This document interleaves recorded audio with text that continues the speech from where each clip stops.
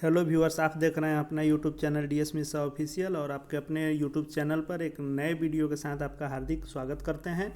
आज का जो वीडियो होने वाला है वह वीडियो है जो बीपीएससी द्वारा जो 1998 में जो सहायक शिक्षक की परीक्षा ली गई थी और बहाली हुई थी, यानी जो बेसिक स्कूलों में बीपीएससी द्वारा बहाल हुए थे और इन्हीं लोगों के बहाली के बाद जो है नियमित बहाली बंद हो गई थी।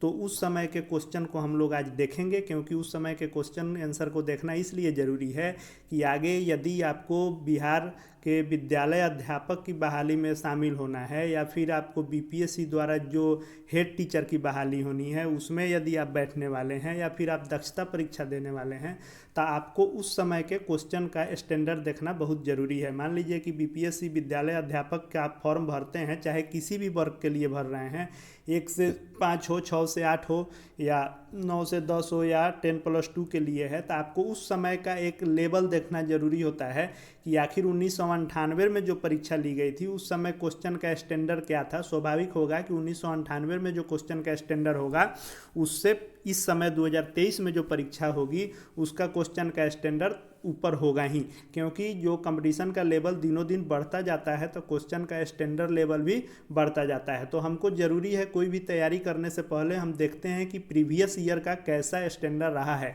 तो चूंकि 1998-99 के बाद जो है कभी परीक्षा लेकर नहीं बहाली हुई है, तो उस समय के क्वेश्चन का स्टैंडर्ड हम लोग देख लेंगे तो यह अंदाज़ा हो जाएगा कि 2023 में जो परीक्षा होने वाली है उसका स्टैंडर्ड क्या रह सकता है। तो चूँकि ऐसा भी आपको अभी तक जानकारी हो ही गया होगा कि जीके जीएस से सभी लेवल में क्वेश्चन रहने वाले हैं, तो उस समय भी जो जीके जीएस से क्वेश्चन पूछे गए थे उसका क्वेश्चन आंसर हम लोग आज के इस वीडियो में देखने वाले हैं। तो यदि आपने अब तक अपने YouTube channel DS Mishra official को सब्सक्राइब नहीं किया है और आगे आप बिहार विद्यालय अध्यापक भर्ती में शामिल होने वाले हैं या बीपीएससी प्रधान शिक्षक की परीक्षा में बैठने वाले हैं या आपकी दक्षता परीक्षा होनी है, तो आप निश्चित रूप से चैनल को सब्सक्राइब करके बेल आइकन को प्रेस कर लें, क्योंकि यह चैनल आपके लिए बहुत ही उपयोगी साबित होने वाला है।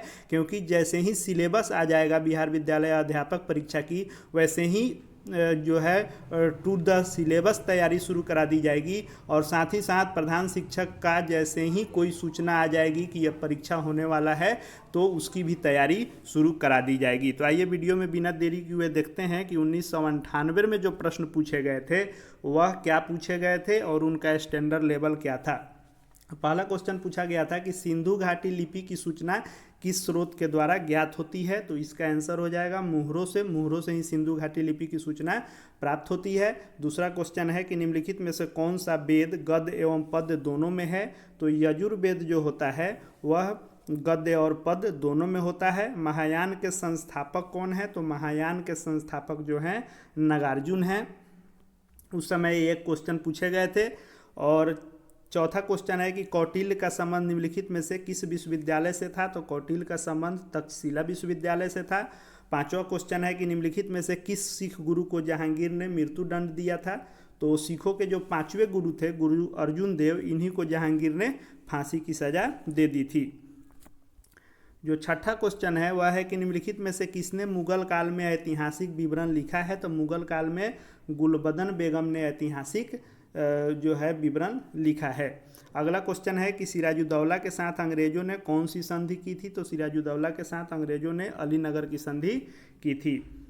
आठवां प्रश्न है कि सती प्रथा निषेधित कब किया गया था, यानी कब इसको बैन किया गया था, तो 1829 ईस्वी में सती प्रथा पर रोक लगा दी गई थी। नौवां क्वेश्चन है कि पूना पैक्ट किसके किसके मध्य हुआ था, ऑप्शन है गांधी मैकडोनाल्ड, गांधी क्रिप्स, और जो ऑप्शन है वह है गांधी मैकडोनाल्ड और अंबेडकर और गांधी। तो इसका जो राइट आंसर है आप जानते होंगे कि अंबेडकर एवं गांधी के बीच हुई थी। 10वां प्रश्न जो है कि 1917 के कलकत्ता अधिवेशन में कांग्रेस के अध्यक्ष कौन थे, तो 1917 में जो कलकत्ता अधिवेशन हुआ था उसमें एनी बेसेंट जो थी वहीं कांग्रेस की अध्यक्ष थी। और प्रथम महिला अध्यक्ष भी बार बार हर परीक्षाओं में पूछा जाता है कि प्रथम महिला अध्यक्ष कौन थी, तो प्रथम महिला अध्यक्ष भी एनी बेसेंट ही थी कांग्रेस की। 11 नंबर प्रश्न है कि जो 11 प्रश्न है वह है कि poverty and un British rule in India के लेखक कौन थे, तो वे थे दादा भाई नरौजी वंदे मातरम के प्रथम संपादक कौन थे? तो जब इसमें प्रथम संपादक पूछा जाता है तो इसका आंसर अरविंद घोष हो जाता है। 13 नंबर प्रश्न है कि भारतीय स्वतंत्रता संग्राम की निम्नलिखित घटनाओं के सही कालक्रम का कूट चुनिए। यानी प्रश्न में पूछा जाता है कि 4 ऑप्शन पहले दिए जाते हैं और फिर उसका आंसर का विकल्प दिया जाता है और इसको सीरियली आपको सजाना होता है कि पहले कौन हुआ, उसके बाद कौन हुआ और उसके बाद कौन हुआ। तो उसके लिए आपको याद रहना चाहिए सन ईस्वी। तो जैसे मान लीजिए कि सविनय अवज्ञा आंदोलन जो था वह हुआ था 1930 ईस्वी में हुआ था। होम रूल जो हुआ था वह हुआ था 1916 ईस्वी में हुआ था। और भारत छोड़ो आंदोलन जो है 1942 में हुआ था। और असहयोग आंदोलन जो है 1920 में हुआ था। तो इसको जब सीरियली लगाएंगे तो पहले 16 आएगा यानी 2, उसके बाद 20 आएगा 4, उसके बाद 30 आएगा 1 और उसके बाद 42 आएगा 3, यानी आंसर बी हो जाएगा। इसको ऐसे ही जो है कालक्रम के अनुसार सजाया जाता है और बीपीएससी द्वारा यह क्वेश्चन हमेशा पूछा जाता है कि इसको सीरियली सजाने वाले प्रश्न और सुमेलित हैं नहीं हैं वाले प्रश्न हमेशा हर परीक्षाओं में बीपीएससी पूछते आया है। 14 नंबर प्रश्न है कि निम्नलिखित में से कौन सा युग्म सुमेलित नहीं है? यानी सैंडर्स हत्याकांड 1928 ये हुआ था, सही है। और जनरल हत्याकांड जो है जनरल डायर का 1932 में हुआ था। अलीपुर सेंट 1908 में हुआ था। काकोरी कांड जो है 1927 दिया है, जबकि यह 1925 में हुआ था। तो इसका राइट आंसर डी हो जाएगा, काकोरी कांड। 15 नंबर प्रश्न देखते हैं कि भारत सरकार ने राष्ट्रगान को कब अधिकृत किया था? तो भारत सरकार ने राष्ट्रगान को जो अधिकृत किया था वह किया था 21 जनवरी 1950 को। हिंदुस्तान सोशलिस्ट रिपब्लिकन आर्मी का गठन किसने किया था? तो इसका गठन किया था चंद्रशेखर आज़ाद ने। 17 नंबर प्रश्न है कि उच्चतम न्यायालय में भारत की प्रथम महिला न्यायाधीश कौन बनी थी? तो प्रथम जो है उच्चतम न्यायालय में जो बनी थी वह थी एम फातिमा बीबी। और 18 नंबर प्रश्न है कि किसी विधेयक के धन विधेयक होने का निर्णय कौन करता है? तो वे लोकसभा के अध्यक्ष करते हैं कि कोई विधेयक धन विधेयक है या नहीं है। 19 नंबर जो प्रश्न है वह है कि भारतीय संविधान में मूल कर्तव्यों के प्रावधान की संस्तुति निम्नलिखित में से किसने की थी? यानी किस आयोग या समिति ने की थी? तो यह की थी स्वर्ण सिंह समिति ने।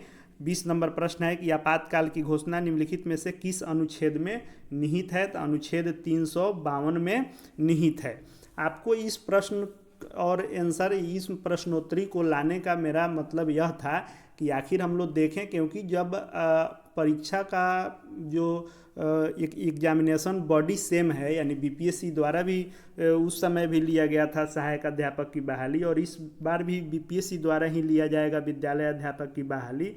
तो एग्जामिनेशन बॉडी जो है सेम है, तो जब एक एग्जामिनी बॉडी सेम होता है तो उसमें क्या होता है कि उसका हमको एक स्टैंडर्ड देखना होता है कि उस समय कैसा पूछा गया था। तो हम एक अंदाज़ा लेकर चलेंगे कि मान लीजिए कि अभी से 24-25 साल पहले ऐसा स्टैंडर्ड था, तो इस बार कैसा स्टैंडर्ड रह सकता है। तो हमको तैयारी करने में एक बेस मिलेगा कि हाँ इस स्टैंडर्ड के ऊपर ही आएगा, नीचे नहीं आएगा। और इस टॉपिक से और इस क्षेत्र से प्रश्न बीपीएससी पूछता है तो हमको तैयारी करने में आसानी होगी। चलिए आगे देखते हैं कि 21 नंबर जो है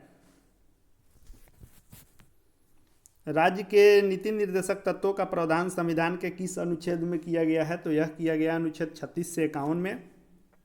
किस राज्य में सबसे पहले पंचायती राज को शुरू किया गया था? तो राजस्थान में किया गया था। 23 नंबर जो प्रश्न है वह है कि निम्नलिखित में से किसे उपराष्ट्रपति के चुनाव में मतदान करने का अधिकार प्राप्त है? यानी उपराष्ट्रपति के चुनाव में कौन से लोग जो है मतदान करते हैं। अभी हाल में ही जो है 2022 में बीपीएससी के ही द्वारा जो बीपीएससी अंकेक्षक यानी ऑडिटर की परीक्षा ली गई थी उसमें भी यह प्रश्न आए हुए था। तो इसमें जो होते हैं लोकसभा तथा राज्यसभा के सभी सदस्य इसमें वोटिंग करते हैं, यानी चुनाव का अधिकार प्राप्त है, चाहे वो निर्वाचित हो या मनोनीत हो, दोनों लोग इसमें करते हैं। 24 नंबर प्रश्न है कि संविधान की 8वीं अनुसूची में सम्मिलित भाषाओं में निम्नलिखित में कौन सी बोलने वाली जो है सर्वाधिक भाषा है तो वह है बंगाली। उस समय का प्रश्न है, उस समय का जो है करंट, इसको मान लीजिए कि 11वें वित्त आयोग के अध्यक्ष कौन है। तो उस समय जो है 11वें वित्त आयोग के अध्यक्ष जो थे एम खुसरो थे। लेकिन अभी जो है अब 11वें नहीं पूछ देगा, अभी परीक्षा होगा तब पूछना होगा। तो अभी 15वां चल रहा है, तो 15वां वित्त आयोग के अध्यक्ष हैं अभी NK सिंह। तो यह पूछ सकता है, चूँकि जो करेंट होता है तो करेंट पिछला परीक्षा से नहीं आएगा, वह जो है आपको इस समय का आएगा। अगला प्रश्न है कि भारतीय अर्थव्यवस्था में कौन सा जो है, भारतीय अर्थव्यवस्था में निम्नलिखित में से कौन सा पूर्णतः निजी क्षेत्र है। हालांकि किताब में इसका गलत आंसर दिया है, कृषि दिया है, लेकिन इसका हो जाएगा वस्त्र जो है निजी है, क्योंकि कृषि जो है निजी नहीं है, सार्वजनिक है। और पूर्णतः निजी पूछ रहा है। 27 नंबर प्रश्न है कि निम्नलिखित में भारत के किस राज्य में साक्षरता प्रतिशत सर्वाधिक है।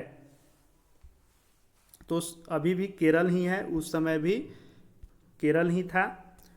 उस समय का करंट है कि 9वीं पंचवर्षीय योजना में जो है आर्थिक विकास दर का लक्ष्य क्या रखा गया है, तो 7 रखा गया था उस समय। तो अभी का ही पूछेगा, क्योंकि करंट पीछे का करंट का मतलब है कि अभी जो चल रहा है, तो करंट अफेयर बिहार से संबंधित या नेशनल लेवल का भी जो 2023 में परीक्षा होता है, तो साल भर पहले का, 1 साल पहले से करंट अफेयर आपको देखना होता है। बीपीएससी बहुत नज़दीक से ही पूछता है, 6 महीना 7 महीना 8 महीना पीछे तक मात्र जाता है, यानी साल भर का आप करंट पढ़ लेते हैं तो करंट आप मिस नहीं करेंगे।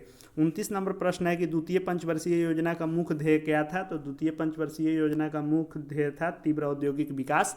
30 नंबर प्रश्न है IRDP जो है कब शुरू किया गया था। तो IRDP 78-79 में शुरू किया गया था।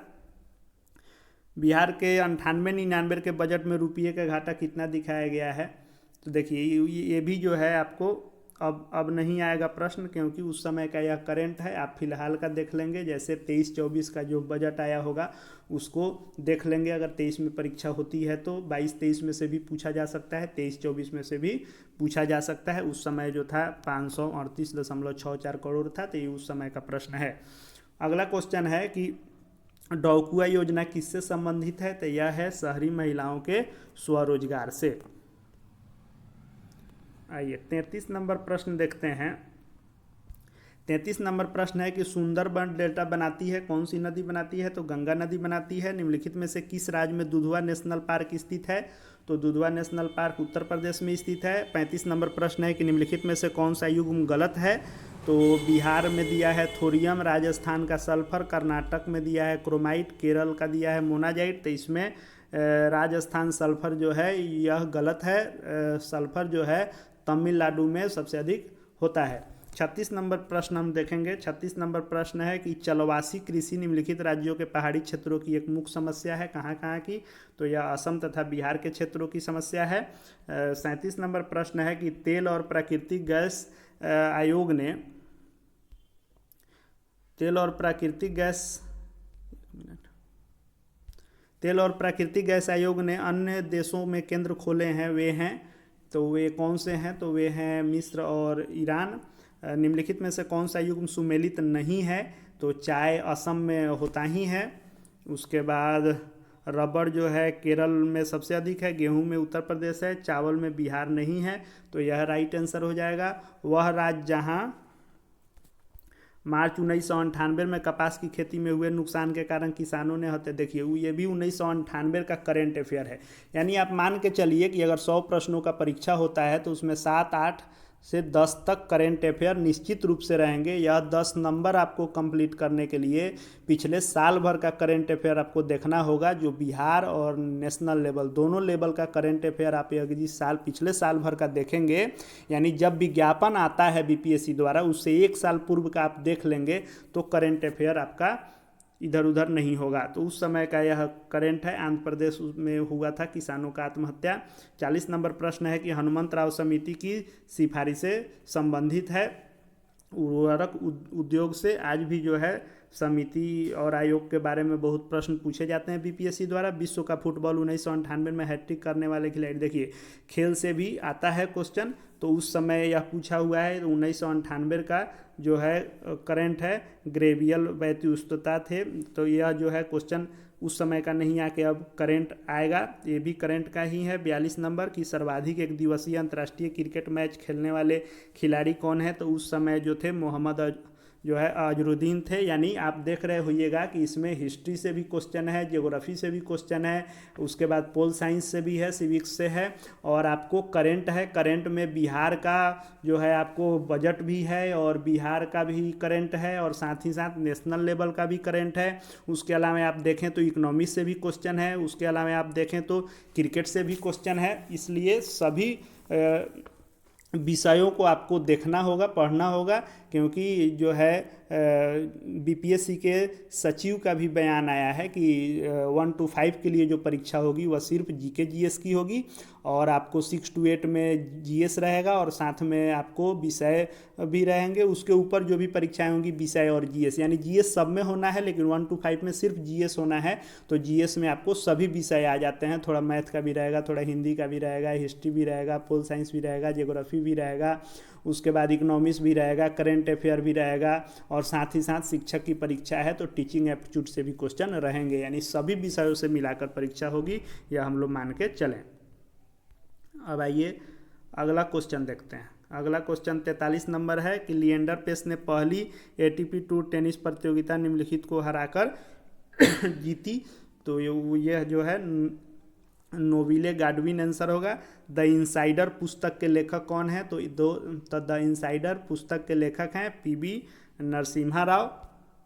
हम लोग जल्दी जल्दी में देख रहे हैं, क्योंकि जब इसका सिलेबस आ जाएगा और हम लोग जो है सिलेबस के अनुसार जो इसकी अगर तैयारी जब शुरू करेंगे तो उसमें हर क्वेश्चन को हम लोग डिफाइन करेंगे, उसके व्याख्या के साथ ही हम लोग इसमें तैयारी करेंगे, क्योंकि व्याख्या करने से एक क्वेश्चन के साथ 3-4 क्वेश्चन कंप्लीट हो जाते हैं। इसलिए अभी हमने सिर्फ यह लाया है कि लेवल स्टैंडर्ड हम लोग समझ सकें, क्योंकि आपके साथ हम भी एग्जाम में बैठने वाले हैं, तो हम भी जो है अपना तैयारी करेंगे ही, और साथ में अपने अनुभव को और हमारी जो तैयारी होगी वह आप तक भी साझा करेंगे। तो उसमें विशेष हम लोग व्याख्या के साथ देखेंगे। इसमें हम लोग जल्दी जल्दी में सिर्फ देख रहे हैं कि आखिर 1998 में जो सहायक शिक्षक की परीक्षा हुई थी उसका स्टैंडर्ड लेवल क्या था, किन किन विषयों से परीक्षा ली जाती है, क्योंकि बीपीएससी ही सेम एग्जाम लेने वाला आयोग है, तो स्टैंडर्ड थोड़ा सा आगे जाएगा, लेकिन परीक्षा का सवाल पूछने का जो तरीका रहेगा वह सेम रहेगा।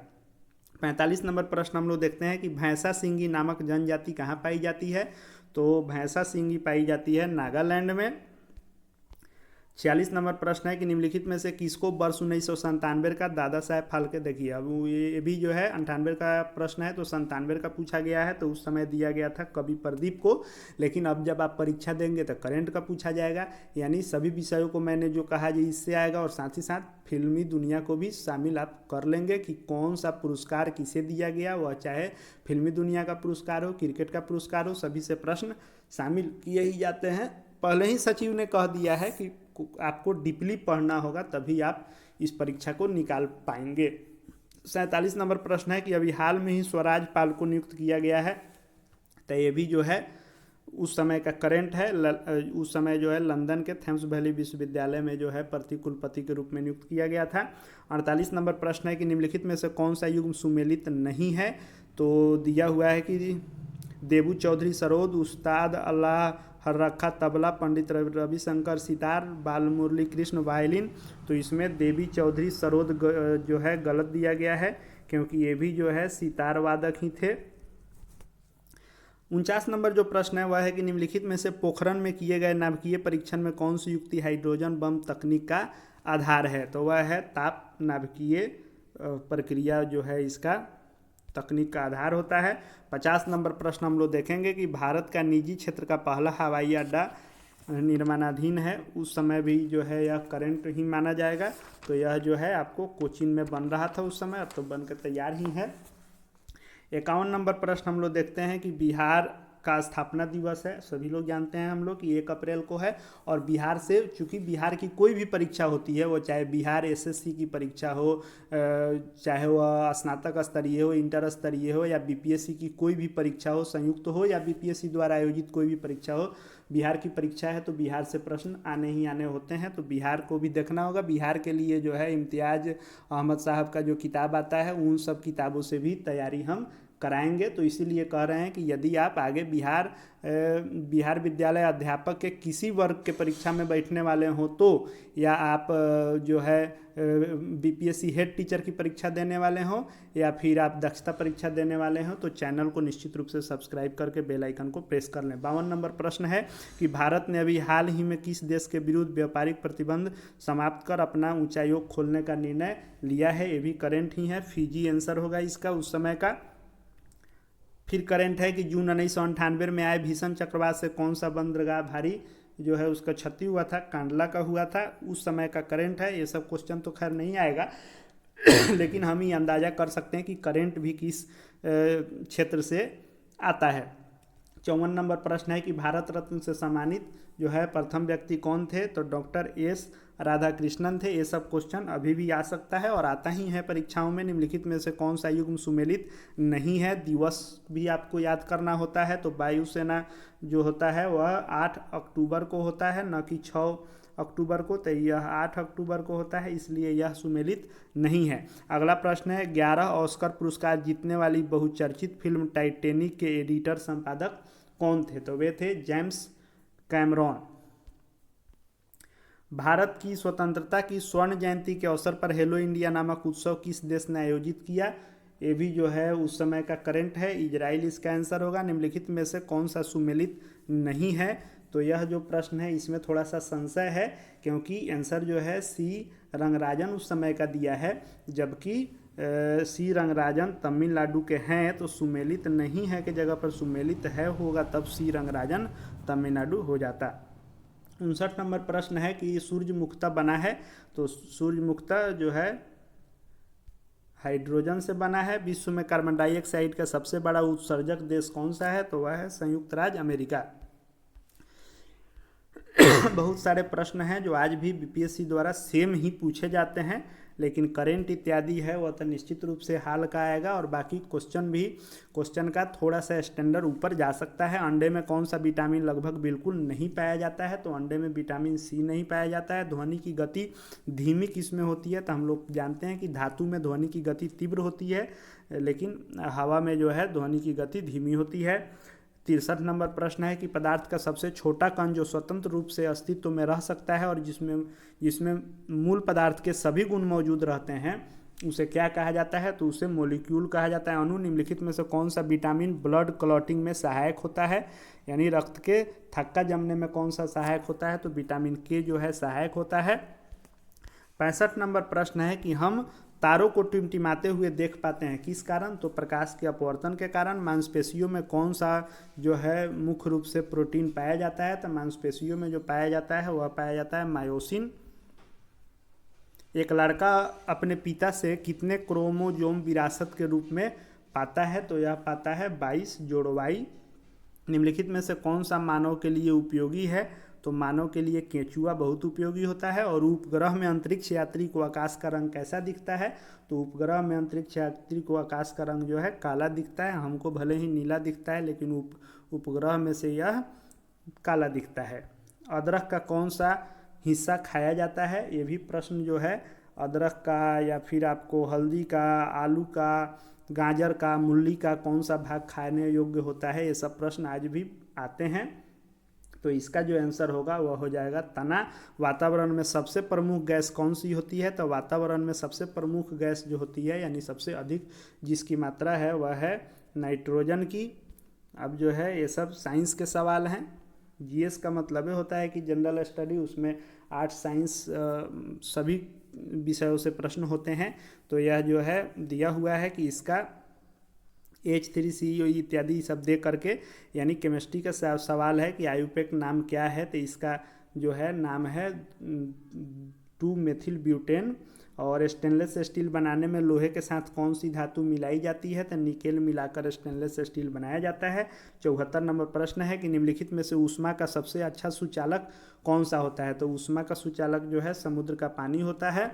उसके बाद अगला क्वेश्चन है कि जो है प्रोड्यूसर गैस कौन सा है? तो वह है CO जो H2। LPG में कौन सा गंधीय पदार्थ प्रयोग होता है? यानी जब गैस लीक होता है तो इसी के कारण महकता है, तो वह है फेनिल मरकेप्टन के कारण ही गंध देता है। बिजली के लैंप का तनु बना होता है, यानी जो बल्ब इत्यादि रहता है उसका जो फिलामेंट बना रहता है वह बना रहता है टंगस्टन का। बिजली के लैंप हो गया। अगला प्रश्न है किसी चुंबक को गर्म करने से उसके चुंबकत्व पर क्या असर पड़ता है? तो जब चुंबक को हम गर्म करेंगे तो उसका चुंबकत्व धीरे धीरे नष्ट हो जाएगा। 79 नंबर प्रश्न है कि निम्नलिखित में से कौन सा संश्लेषित डिटर्जेंट है? तो इसका आंसर देख लेते हैं। संश्लेषित डिटर्जेंट जो है वह है sodium N dodecyl sulphate. 80 number प्रश्न है कि निम्नलिखित में से कौन सा बायोगैस में उपस्थित नहीं है? तो बायोगैस में क्लोरीन उपस्थित नहीं होता है। बल की एसआई मात्रक यानी मात्रक इत्यादि प्रश्न पूछे जाते हैं। बहुत सारे प्रश्न हैं जिनका लेवल सेम रहेगा, सेम क्वेश्चन भी आ सकता है, इसीलिए इसका आंसर भी हम लोग देख रहे हैं कि कम से कम इन 100 प्रश्नों में अगर 10 प्रश्न करेंट का हम निकाल दें तो 90 प्रश्न तो हमको याद हो ही जाएंगे और साथ में हमको लेवल स्टैंडर्ड भी पता चल जाएगा। बल का एसआई मात्रक जो होता है वह होता है न्यूटन। निम्नलिखित में से कौन सा रॉकेट जो है प्रोपेलेंट की तरह प्रयोग नहीं होता है? तो वह है आयोडीन। निम्नलिखित में से कौन सा रबड़ वल्कनाइजेशन में प्रयोग किया जाता है? तो वह किया जाता है सल्फर। बाह्य अंतरिक्ष में अस्थायी रूप से जो है दूरदर्शी का क्या नाम है? उसका नाम है हब्बल दूरदर्शी। आँख के किस भाग पर वस्तु का प्रतिबिंब बनता है? तो वह बनता है दृष्टि पटल पर। पेड़ पौधे में कौन से गैस जो है पेड़ पौधे दिन में कौन सी गैस छोड़ते हैं? तो दिन में ऑक्सीजन छोड़ते हैं, रात में कार्बन डाइऑक्साइड। कॉस्टिक सोडे का रासायनिक नाम क्या है? तो कॉस्टिक सोडे का रासायनिक नाम है सोडियम हाइड्रोक्साइड। और 88 नंबर प्रश्न है कि मानव शरीर की सबसे महत्वपूर्ण ग्रंथि कौन सी है? तो मानव शरीर की पिट्यूटरी ग्रंथि जो होती है वह सबसे महत्वपूर्ण होती है। 89 नंबर प्रश्न है कि निम्नलिखित में से पूर्णतया ऑक्सीजन रहित वस्तु कौन सी है? तो ऑक्सीजन रहित जो वस्तु है वह है आपको शीशा। एक वयस्क व्यक्ति की नाड़ी की धड़कनें हम जानते हैं पल्स हमारा 72 होता है। और परम शून्य ताप कितने के बराबर होता है? तो -273.16 जो है डिग्री सेंटीग्रेड होता है। इसी को परम शून्य ताप कहते हैं। सौरमंडल का सबसे चमकदार ग्रह कौन सा है? तो सौरमंडल का सबसे चमकदार चमकीला ग्रह जो है शुक्र को कहते हैं। मानव शरीर का समान तापमान कितना डिग्री होता है? तो यह होता है आपको 37 डिग्री सेल्सियस होता है। निम्नलिखित में से कौन सा पदार्थ जो है प्रोटीन का सबसे बड़ा स्रोत है? तो प्रोटीन का सबसे बड़ा स्रोत जो है सोयाबीन है। निम्नलिखित में से कौन सा पदार्थ सबसे अधिक ज्वलनशील है? तो नाइलॉन सबसे अधिक ज्वलनशील है दिए गए ऑप्शन में। मनुष्य शरीर में यूरिया की सबसे अधिकतम मात्रा पाई जाती है। तो यूरिया की मात्रा मूत्र में सबसे अधिक पाई जाती है। किस क्रिया द्वारा पौधे सूर्य के प्रकाश में क्लोरोफिल की मदद से भोजन तैयार करते हैं? तो इसका हो जाएगा प्रकाश संश्लेषण क्रिया, हम लोग जानते हैं। निम्नलिखित में से गाय की कौन सी नस्ल सबसे अधिक दूध देने वाली होती है? तो जर्सी गाय जो होती है सबसे अधिक दूध देने वाली नस्ल होती है। 99 नंबर प्रश्न है कि थर्मामीटर में पारे का प्रयोग क्यों किया जाता है? तो पारे का प्रयोग किया जाता है क्योंकि जब ताप उसको मिलता है, यानी हम अपना बुखार या कोई भी जब चीज़ का माप करते हैं, यानी कोई भी ताप का माप करते हैं, तो ये कितना उसका है, तो वह जब गर्म होता है तो वह ताप के कारण फैलता है, इसलिए उसका प्रयोग किया जाता है। जराविक सेवन क्या है? तो जराविक सेवन जो है कृत्रिम हृदय है। तो हमने देखा इन 100 प्रश्नों को देखने के पीछे उद्देश्य यह था, और यह जो है आपके लिए लाने का यह जो है 100 प्रश्नों का वीडियो का उद्देश्य यह था कि हम लोग एक तो 100 प्रश्नों में से करंट को निकाल दें, तो बाकी जो 90 के आसपास प्रश्न होंगे, उतना हमको याद भी हो जाएंगे जो भावी परीक्षाओं में पूछ सकते हैं इसमें से प्रश्न। साथ ही साथ हमको स्टैंडर्ड का भी पता चलेगा, लेवल का भी पता चलेगा, और इससे थोड़ा ऊपर लेवल ही जाएगा, लेकिन यहीं से शुरुआत कम से कम करेंगे हम इसी लेवल से। और साथ ही साथ ये भी पता चल जाएगा कि हाँ, जीएस में किन किन विषयों को कितने प्रश्नों के साथ शामिल किया जाता है, क्योंकि अभी भी 1 to 5 में खास करके अगर 100 प्रश्नों की परीक्षा होती है तो वैसे ही सेम प्रश्नों का मॉडल रहेगा, और 6 से 12 तक में ही इसमें से भी हो सकता है कि 50 नंबर 60 नंबर इसमें से रहेगा, बाकी 40-50 नंबर आपके विषय से रहेंगे अगर 100 नंबर की परीक्षा होती है। तो हमको स्टैंडर्ड लेवल और क्वेश्चन का जो पैटर्न है वह इसमें देख पाए, और क्वेश्चन भी हम लोग क्वेश्चन आंसर के माध्यम से देख पाए।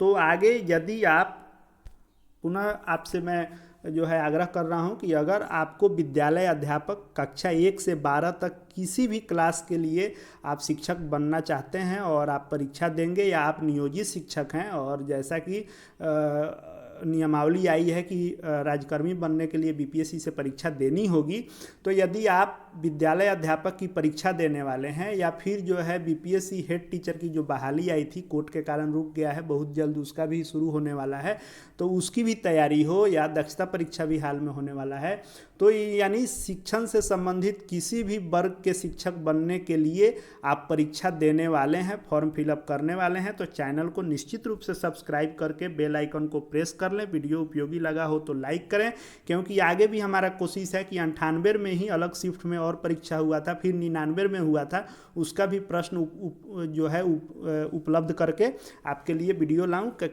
ताकि हर शिफ्ट का आपको अंदाजा हो सके।